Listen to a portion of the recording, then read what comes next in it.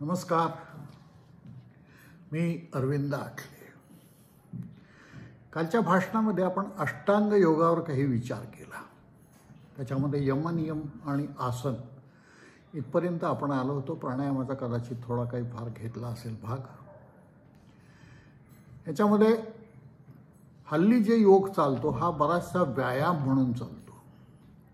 त्याचा परमात्म्याशी काही संयोग हा उद्दिष्ट त्यात असेल असं वाटत नाही. कारण जे शिकवतात त्यानेही त्याची कल्पना नसते. तो एक व्यायाम असतो. व्यायाम दोन प्रकारचे असतात, एक आयसोटोमिक आणि आयसोमेट्रिक.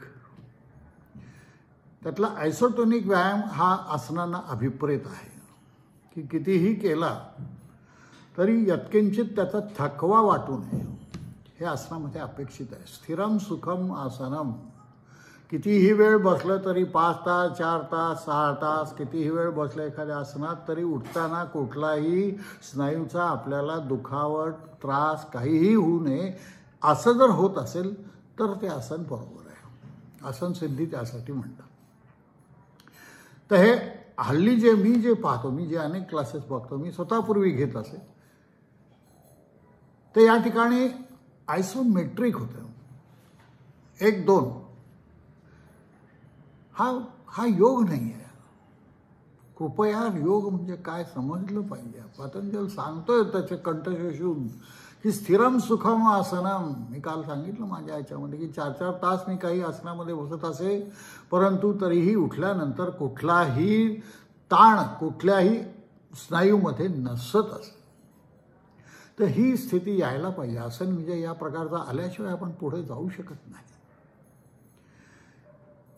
त्यामुळे आसन हा केवळ शारीरिक भाग नाही आहे. आसन हा मानसिक भाग सुद्धा आहे. आणि जेव्हा आसन हे स्थिर होतं आणि जेव्हा तुम्ही त्यानंतर प्राणायाम प्रत्याहार ध्यान या पायऱ्यांकडे वळायला लागता, तेव्हा तुमच्या हातून क्रिया व्हायला सुरुवात होते. हा थोडा विषय आपण कालच्या याच्यात बोललेलो आहोत. अगदी नवली वेवली सकट सगळ्या क्रिया आपोआप होतात. वेगवेगळी मुद्रा होतात. शंकराचे जसे डमरू वगैरे दाखवले आहे, इतर काही आवाज येतात, अनाहत नाद येतात त्यामध्ये. हे सगळं त्या आसनात जेव्हा स्थिर होतं त्यावेळी हे सुरू होतं. हा भाग सर्वसामान्य माणसाला याची कल्पनाच नाही आहे. कारण जे त्यांना शिकवतात त्यांना याची कल्पना नाही, तर बाकी माणसांना ही कल्पना असण्याची शक्यता नाही.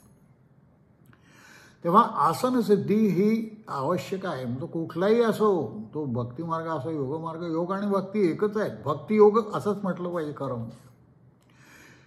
कारण दृढ श्रद्धा म्हणजे भक्ती.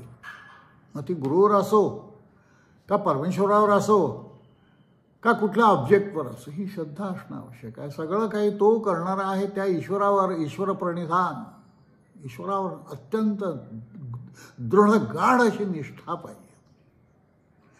आणि मग त्यानंतर हे सगळं स्थिर झाल्यानंतर आपण प्राणायामाचा अभ्यास सुरू करावा. तोपर्यंत प्राणायामाला हात लावू नये.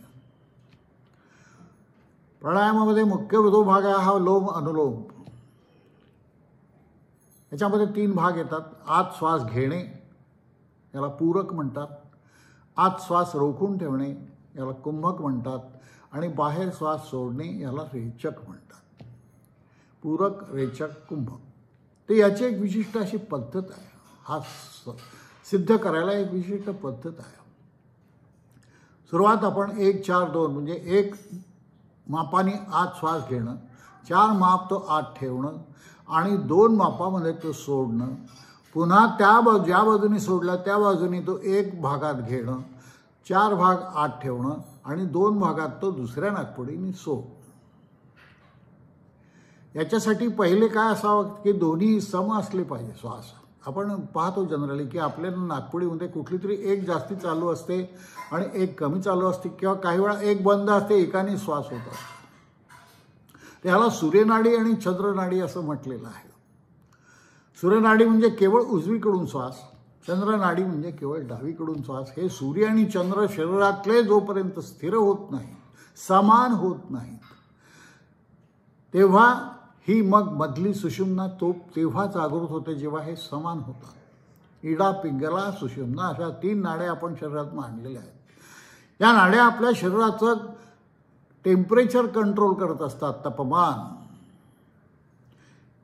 तुम्ही पाहिलं असेल, जेव्हा अतिशय उष्णता होते तेव्हा शरीर नैसर्गिकरित्या डावी नाकपुडी चालू राहते, आपली उजवी बंद होते. डाव्या नाकपुडीतून ती चंद्रनाडी आहे ती घेतल्यानंतर तो श्वास हळूहळू आपल्या शरीराचं टेम्परेचर कमी होतं. हे थर्मोस्टॅट आहे आपलं.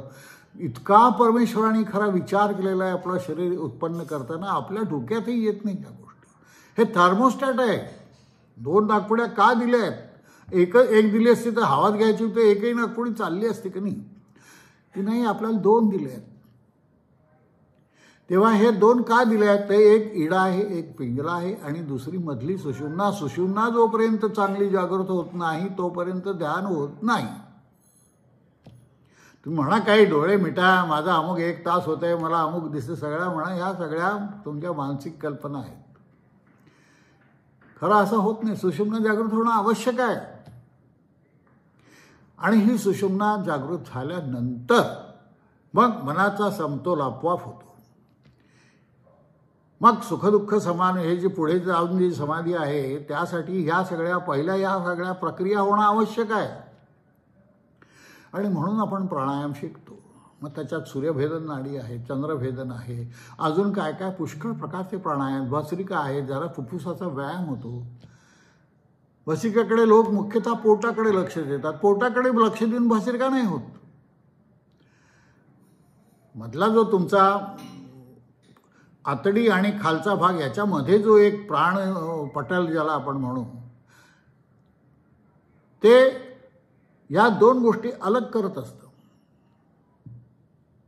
तुमची श्वासेंद्रिय आणि तुमची पचनेंद्रिय याच्यामध्ये एक पडदा आहे. हा पडदा त्या एकमेकात मिसळू देत नाही. किती शरीराचा किती सूक्ष्म विचार करून परमेश्वराने हे शरीर बनवलेलं आहे, तर हा मिसळू देत नाही.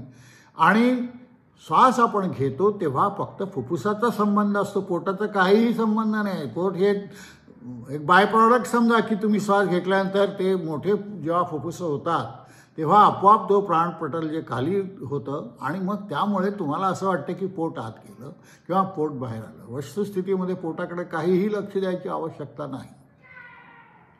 परंतु आपल्याला चुकीचं आपण साधा श्वास नाही घेतो आपण बरोबर. पहा तुम्ही तुमचा एकदा श्वासाकडे लक्ष देऊन बघा. श्वाससुद्धा आपल्याला चांगला व्यवस्थित पूर्ण शास्त्रीय तऱ्हेने आपण घेता येत नाही, आपल्याला शिकवलेलं नाही आहे.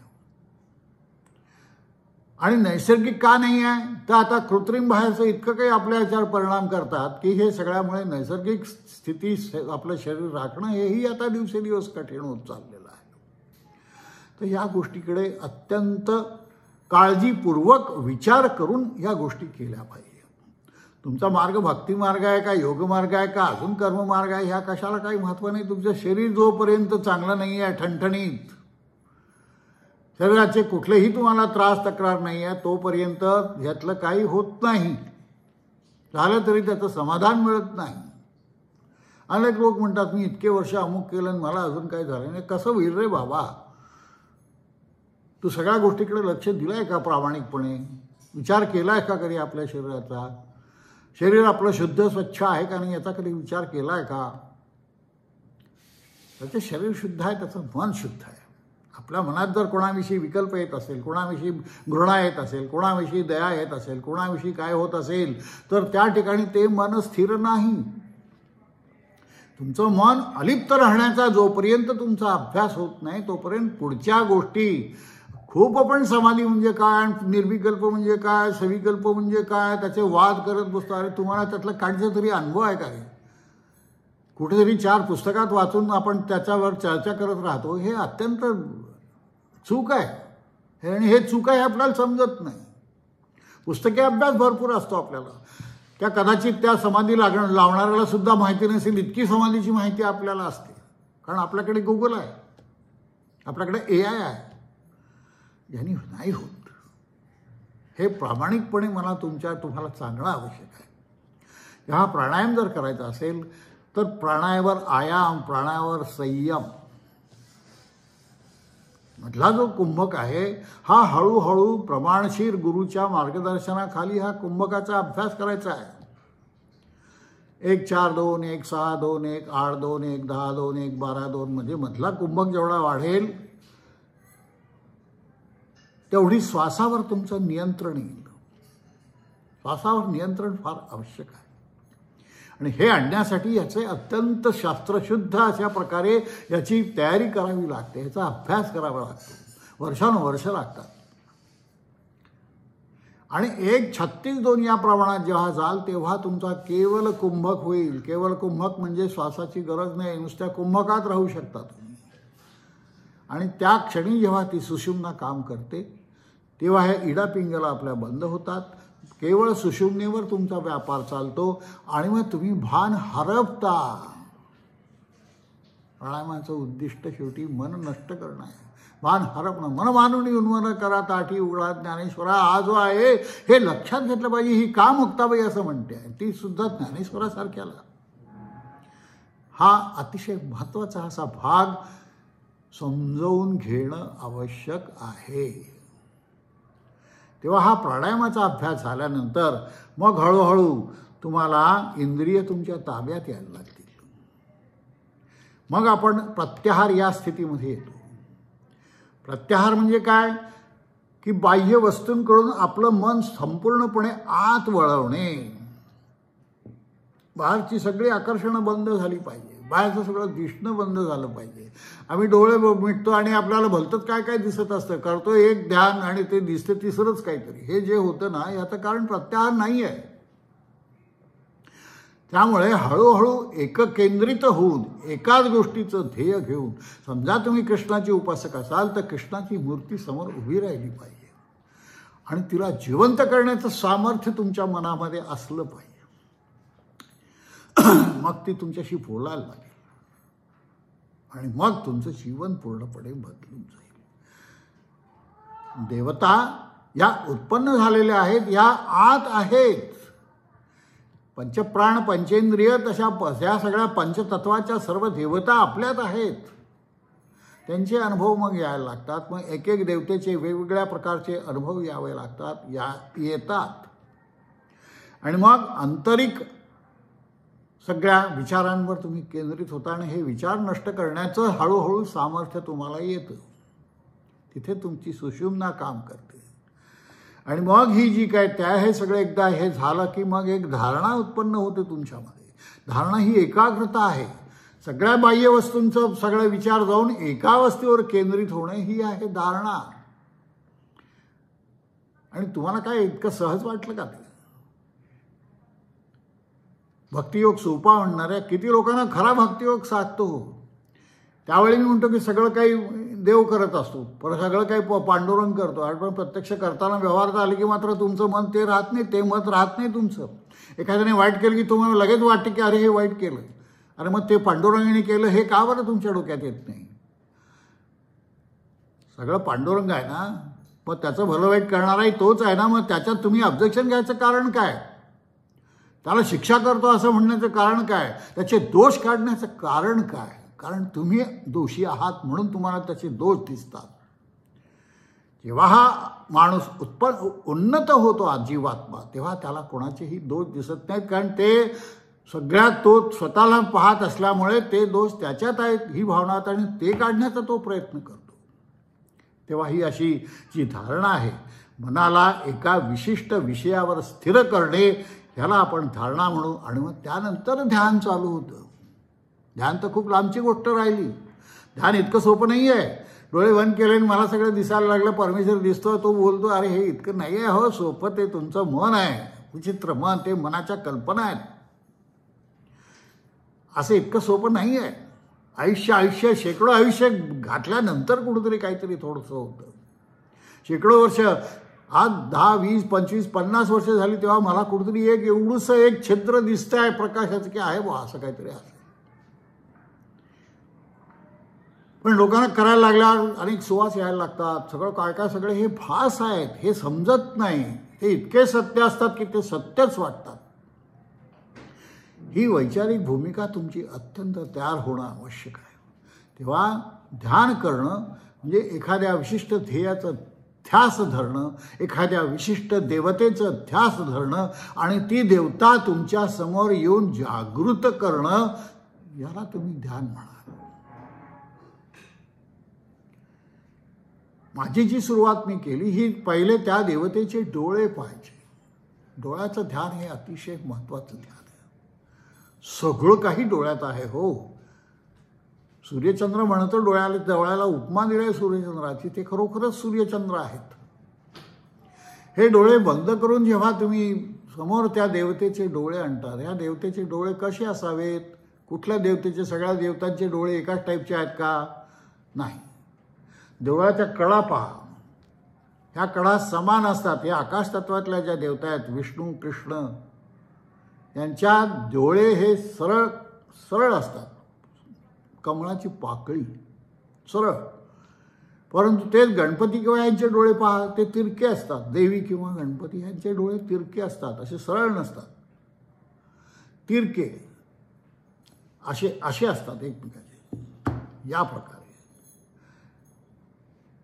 आणि ह्याचे डोळे बाकीच्यांचे असे सरळ असतात. हा भाग आपल्या लक्षात नाही. ते आतून आलं पाहिजे. मी कल्पना नाही करणार. कल्पना केल्यावर त्या कल्पनाच राहतील. कल्पना कधी सत्यात उतरवणं इतकी सोपी गोष्ट आहे. आणि सत्यात कल्पना येत असेल तर ती कल्पनाच राहणार आहे. केवळ शाब्दिक छल करून काही होत नाही. तुमच्या डोक्यामध्ये हे सगळं व्यवस्थितपणे समजावून घ्या. उद्या तुम्हाला गुरुपाशी जायचं आहे. गुरुनी तुम्हाला ताब्यात घेतलेलं आहे, आपल्या पदरात घेतलेलं आहे. ही गुरु माय माऊली आहे. या माय माऊलीचं जर प्रेम मिळवायचं असेल तर त्यांनी दिलेली आज्ञा पाळा. त्यांनी दिलेलं जे काही उपासना तुम्हाला सांगितली असेल ती जशीच्या तशी करा. माझं काय होतं की मला हे गुरुंनी दिलेली उपासना मी करतो, पण मला वाटतं की रामरक्षा म्हणायला काय हरकत आहे, गीता वाचायला काय हरकत आहे, हे अमुक करायला काय हरकत आहे. हे तुमचे डायव्हर्सन्स होतात ना मनाचे, शक्तीचे. तुमची काही एनर्जी तिकडेही जाते. मग जी गुरुंनी सांगितले त्याच्याकडे संपूर्ण एनर्जी जात नाही. त्यामुळे गुरुंनी जे सांगितलं ते शब्दशः जसंच्या तसं पालन करावं. ज्या दिवशी तुम्हाला गुरुपदेश होतो, ज्या दिवशी गुरुंनी जे जे काही सांगितलेलं असतं, केवळ मंत्र नसतो, त्यांनी अमुक करा तमुक करू नका वगैरेही बराच काही उपदेश केलेला असतो. ज्या दिवशी तुमचं हे काही इनिशिएशन, ज्याला आपण इंग्लिशमध्ये इनिशिएशन हा अतिशय चांगला शब्द आहे, सुरुवात आहे ती. इतका चांगला शब्द मराठीत नाही आहे. इनिशिएशन हे इनिशिएट जेव्हा तो करतो, तुम्हाला पहिला प्राथमिक धडा देतो, तेव्हा मग तुम्हाला हळूहळू शिकायला येतं. पण आपल्याला वाटतं की आता गुरुमंत्र मिळाला, झालं माझं सगळं, चढलो मी वर, मला अनुभव यायला लागले, मला सुवास यायला लागले, मला अमुक व्हायला लागलं, मला हे दिसायला लागलं, मला ते दिसायला लागलं. असं नाही आहे. इतकं सोपं नाही आहे ते. असं असतं तर संतांनी वर्षानुवर्ष त्याच्यावर त्यांना काबाड कष्ट नसते केले, जंगलात जाऊन राहिले नसते. कितीही मोठा गुरु असला तरी त्या शिष्याला सगळे प्रयत्न करावेच लागतात. गुरु काय त्याची उपासना करत नाही, उपासना त्याला स्वतःलाच करावी लागते. हे पक्का आपण ध्यानात घेतलं पाहिजे. त्यामुळे हे जे अष्टांग योग आहेत, यमनियम आसन प्राणायाम, हे जे काय सगळे 8 आपण प्रत्याहार वगैरे जे काय सगळे बघितले, हे अत्यंत सूक्ष्मतेने त्याचा अभ्यास करावा, सूक्ष्मतेने त्याची माहिती घ्यावी आणि सूक्ष्मतेने ते कसोशीने पाळण्याचा प्रयत्न करावा. गुरुच्या आज्ञेत राहाल, त्याच्या प्रेमात राहाल तर तो आपोआप तुमचं बोट धरेल. परंतु त्याला दिसते कुठेतरी मी ही माझी आज्ञा या ठिकाणी हा, पण तो सांगत नाही की तू चुकला, तू अमुक केलं. हा खरा गुरु कधी सांगत नसतो. तो त्या शिष्याची पारख करत असतो, त्याची परीक्षा घेत असतो प्रत्येक वेळी. आणि ह्या परीक्षेत जोपर्यंत तो उत्तीर्ण होत नाही तोपर्यंत तो त्याला पुढे नेत नाही. पुढे जायचं असेल तुम्हाला तर त्याच्या शब्दांचं शब्दशः पालन करा. आपण काय करतो, या गुरुचं थोडंसं ऐकतो, आता वाटतं अरे यांची थोडी मदत झाली, तर त्याही गुरूंची थोडी मदत. 10 गुरूंना एकाच वेळी सांभाळणारे लोक मी बघितले. त्यांना वाटते इकडून ते मिळते तिकडून ते मिळते. असं नाही आहे. असं जे करतात ते स्वतःला फसवत असतात आणि त्यांचं कधीही पूर्णत्वाला ते जाऊ शकत नाहीत, चांगल्या उपासनेत ते जाऊ शकत नाहीत.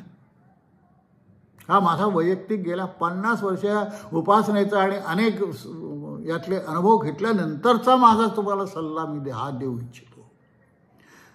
तर छान उपासना करा, प्रामाणिक करा, अत्यंत सिन्सिअर राहा, गुरुच्या शब्दशः आज्ञेत पालन करा त्या आज्ञांचं, आणि हे सगळं कराल. आणि मग यमनियम आसन जे काही सगळे तुम्हाला आतापर्यंत गेल्या 2 व्याख्यानामध्ये आपण हे जे काही सगळं बघितलं हे चरवण करा.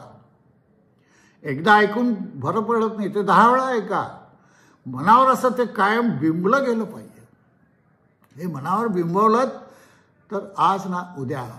मोठ्या महाराजांनी एक शेवटी उपदेश केलेला आहे जाताना. गरुडेश्वरला मी तो वाचला, तो मी लिहून घेतला. मागे एका व्याख्यानामध्ये मी सांगितलं होतं. त्यांचा आदर्श घ्या, तो उपदेश शब्दशः पाळा. हा पाळला तर कदाचित तुमचं भलं होण्याची शक्यता आहे, असं स्वतः महाराज म्हणतात. तर एवढं बोलून मी तुमची रजा घेतो. विचार करून बघा. माझ्या अनुभवातून मी तुमचा थोडासा समजा सिनियर आहे असं समजा, मोठा भाऊ समजा, आणि तुमचं भलं व्हावं असं मला वाटतंय.